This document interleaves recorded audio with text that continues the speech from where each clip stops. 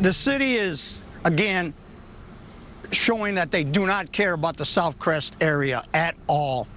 Hundreds of people in southeast San Diego sued the city after floodwaters tore through their homes nearly 2 years ago. Now, the city is suing some of them. Good evening. I'm Ben Higgins, in for Kimberly Hunt. ABC 10 News reporter Perla Shaheen explains why the city says the people victimized by the flood played a role in causing it. People here in southeast San Diego are still rebuilding after flooding that destroyed their homes in January of 2024. They blamed the city for mismanagement, and now the city is blaming some of them. Who takes responsibility for these catastrophic floods that displaced thousands of people? All that water came out. It was like a freight train. There's videos of cars floating down the street. Victims like Greg Montoya sued the city of San Diego more than a year ago. They want the city to pay for their homes that were covered in dirt, their drywall and belongings soaked in muddy water.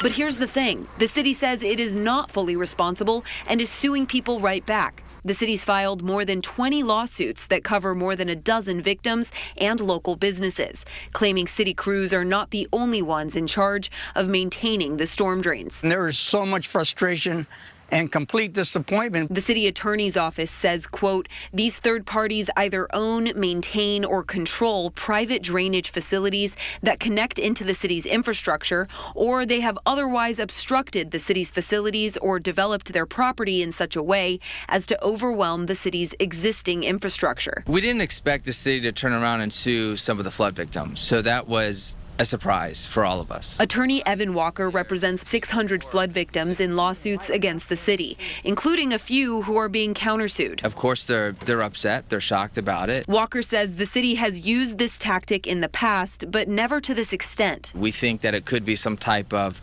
delay. It complicates an already extremely complicated lawsuit. The city attorney's office would not comment on its litigation strategy. Walker says the case is expected to go to trial by next summer. Perla Shaheen, ABC 10 News.